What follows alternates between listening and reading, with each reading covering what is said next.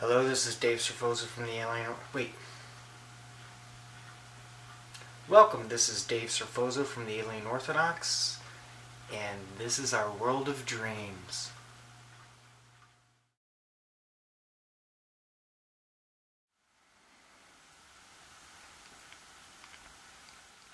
Hello, welcome. This is Dave Serfoza from the Alien Orthodox, and I want to share an experience I had just viewing an image from a dream.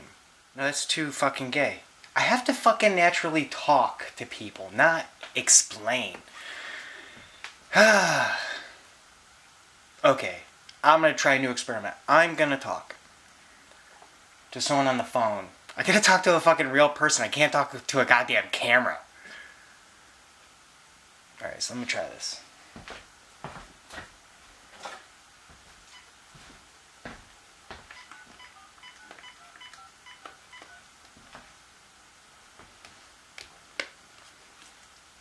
Hey Ryan, do you get a second?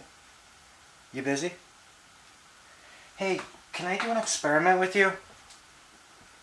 I just want to talk to you on the phone and explain something, but I'm actually just talking to the camera. I can't just talk to the fucking camera. My brain doesn't work that way. Is that okay? Alright, so I'm going to start over. Hello, my friend. How are you? This is Slavid from the Alien Orthodox. I've told you this before, but I want to explain it. No, I can't do this on the phone. I can't do this. I just have to fucking wing this. God damn it. I just can't fucking talk to... I feel stupid. I feel like, hello, camera. Like, I'm aware of being recorded, but I want to be recorded. Alright,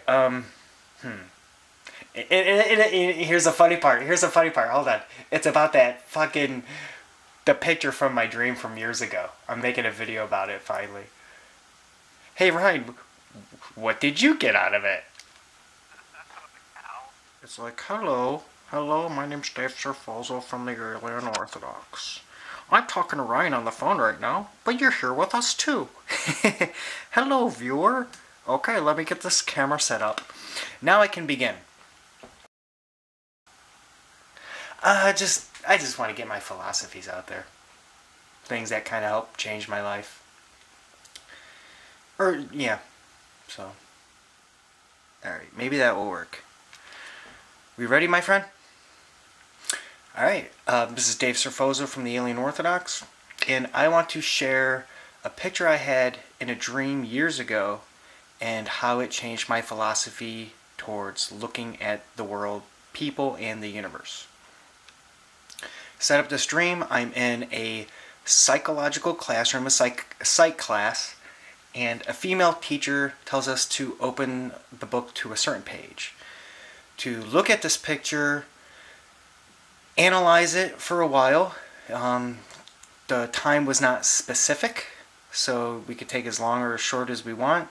And then we'll discuss the quote, what we think this picture means, and what the quote means. So, you could pause it right now, this video, and study the picture, and study the quote, and tell your own perception of what you believe or think this means. So you could do that right now, or with a group of people, or whatever the hell you want to do.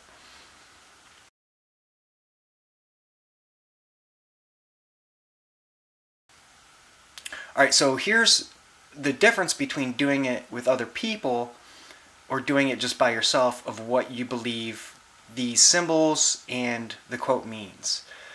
Because my dream happened in my own mind. I'm gonna have to fucking edit this really well. Alright, when it comes to dreams, I learned this, even though I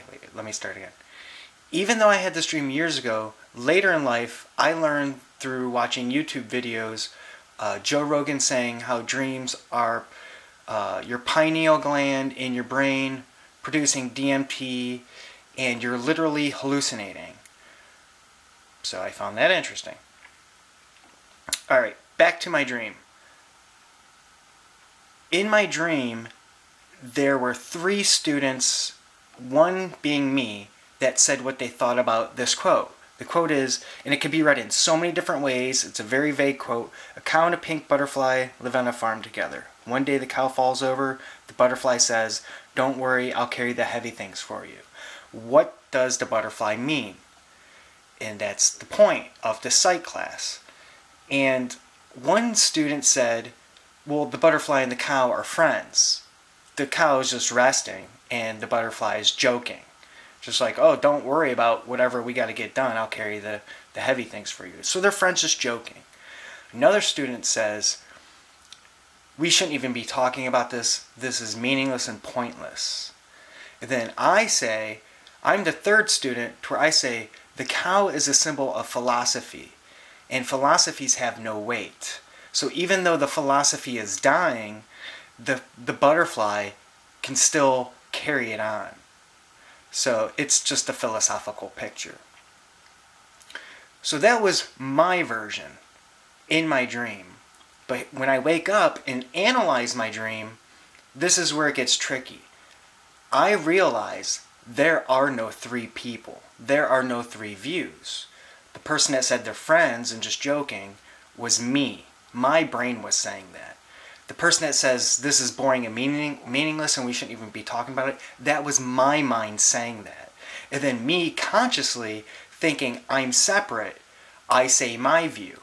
But this dream is happening all in my own mind. So then I realized if this can happen in my own mind, that I can have 3 separate views creating these characters in my mind, why can't the universe do that too? So then that's where I thought of the oneness. Like we're all just one, experiencing, okay, this is a Bill Hicks quote, we're all experiencing ourselves subjectively. No, wait, I'm going to fucking say that later. I gotta fucking cut that out because I want the actual Bill Hicks quote in this video. Okay. That made me realize the universe could be doing the same damn thing. Alright, now I can talk normally to the camera, Ryan. Thank you, Ryan, for your help. Thanks for laughing at me, dick. Ryan's helping me with the video. Alright, but another thing too is I'll show clips. Wait, hold on. Let me go over here real quick. A lot of people call this God. Other people, like quantum physics, will call it the unified field theory. You can look that up. I'll show a clip of that. Comedians like Bill Hicks explain it. And then there's also the, God, what is it called? I'm so glad I can edit this. What is it called? Another one is called the entanglement theory. So it's like, I call it the oneness. Another guy will call it the entanglement theory. Another guy will call it the unified field theory. Bill Hicks will call it what Bill Hicks calls it. So, is it the oneness, Ryan, or is it just drunkenness? One guy will just call it the drunkenness. How about that? So, thanks for watching. Right? Thanks, Ryan. Say, I love you, Dave. Thanks, Ryan, for helping me out with this. I appreciate it, actually. How you doing? What have you been up to? Myself? Okay, so myself is ready for bed. Okay, are we going to dream? We're going to have DMT flutter brain? It's a whole new reality, buddy.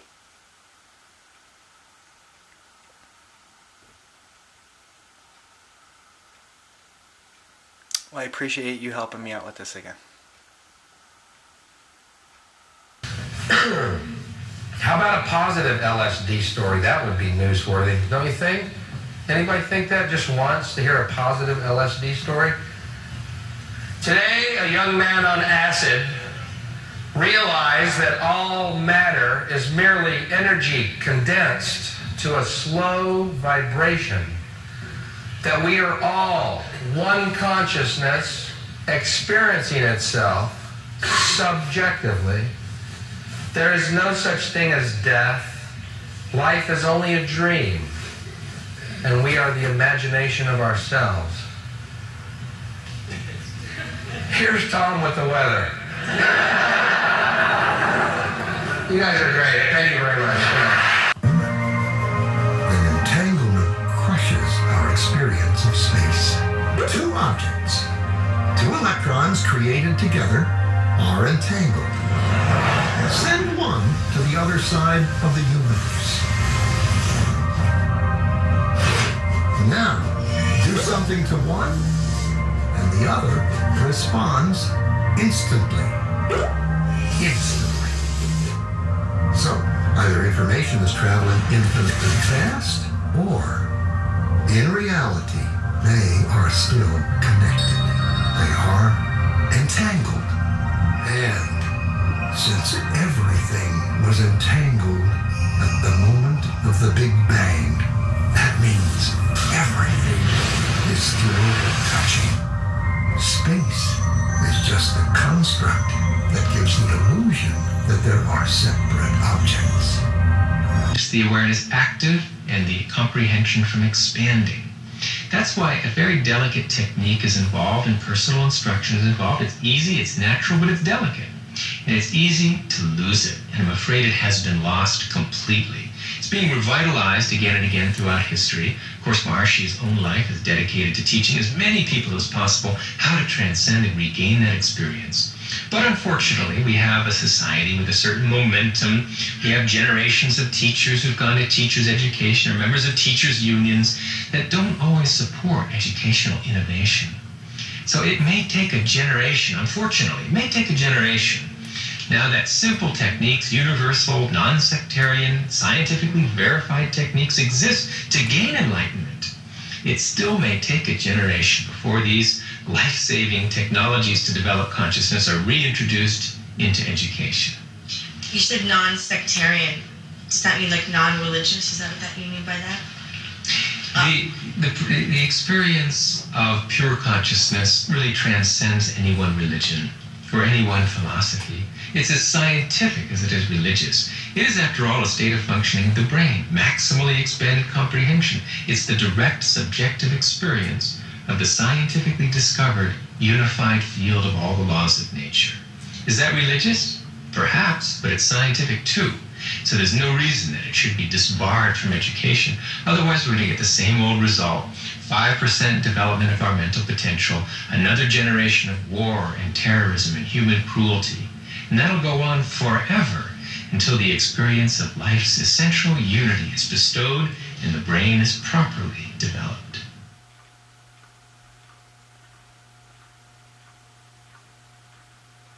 You know, we talked to Jeffrey Satinover and Hameroff, and I think maybe one other physicist said the same thing, that because you talk a lot about the observer, and they sort of said that that whole concept of the observer was a mistake and it's been fixed and it doesn't really mean anything now. What about that? It's true. There's a deeper level of perspective in which the observer does not yet exist, it's not separate from the observed. The reality of life today is all unity. Unified field which unites observer and observed in one indivisible wholeness. Scientifically, we call it quantum measurement theory, and the ultimate inseparability of the observer from the observed. In the language and science of consciousness, we call it the unity of knower and known in the indivisible structure of pure knowledge, the experience of oneself, the Atman. And what is the self? The self, consciousness, our very subjectivity, is that one thing in our life that has never changed. Intangible though it may be, and very difficult to put your finger on, it's that one aspect of our experience that has been with us since childhood. Although our beliefs have changed, our friends have changed, our bodies have changed, typically for the worse, that one thing that gives that continuity to our experience day by day, that's our consciousness. It's our subjectivity. It's the Atman, the self. And that self, which is the same for you as for me, ultimately, is this unified field discovered by science, which is essentially the creator of the universe. That is our authority. That's our dignity. If we only knew ourselves and how precious it was, we would rush to experience higher states of consciousness where that experience of our unbounded subjectivity is never lost, even during the depths of sleep.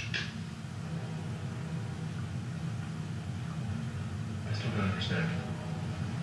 That's okay. I still don't understand.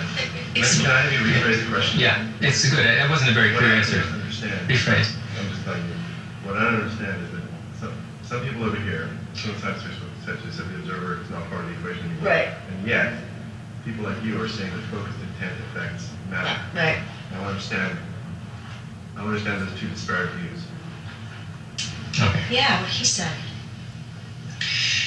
There are different truths because our universe is hierarchically structured in layers. The atomic has its own truth. The nuclear world has its own completely different truth. And they're both valid. They're both self-consistent. So there's the truth of diversity, where observer and observed are separately identifiable systems. And there's the deeper truth of unity, in which there is no separation between the observer and the observed. So we can talk about life at all levels. Each level is valid, but the deepest level in this scientific age is the level of unity. What has to be very clear about this is a concept most people don't get quite, and it's very important. You can drag me across the floor by my arm. You can drag me across the floor by my atoms, or by my nuclei, or by my cells. It all has the same effect. I get dragged across the floor. These are simply different levels of the description of the one reality that is me. So it's legitimate for us to talk about a world of diversity. We see such a world after all.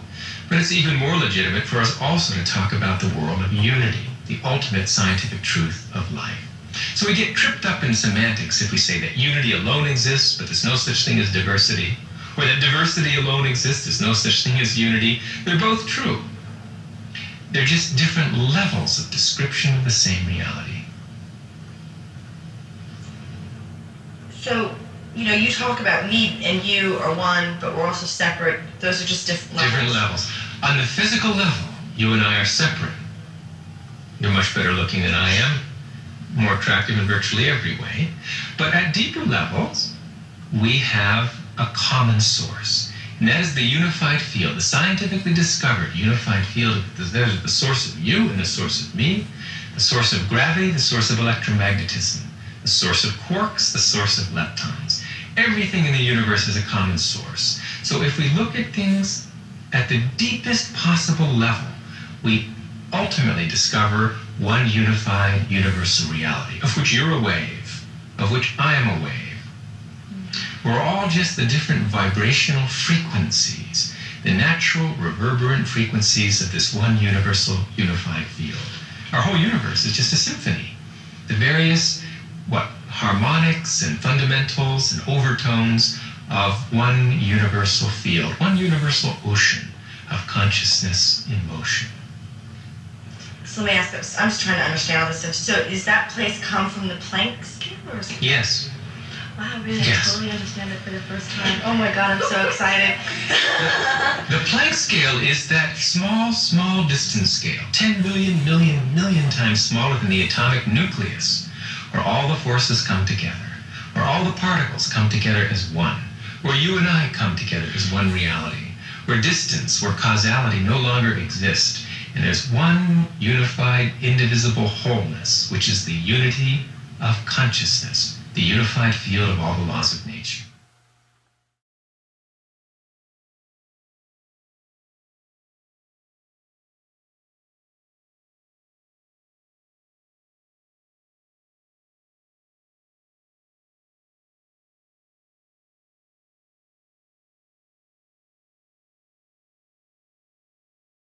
And it's fun for a while.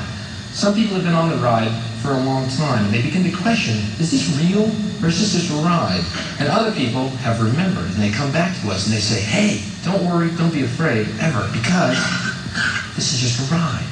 And we killed those people. Shut him up. We have a lot invested in this ride. Shut him up. Look at my furrows of worry. Look at my big bank account and my family. This has to be real. It's just a ride. But we always kill those good guys who try and tell us that. You ever notice that? And let the demons run amok? But it doesn't matter because it's just a ride. And we can change it anytime we want.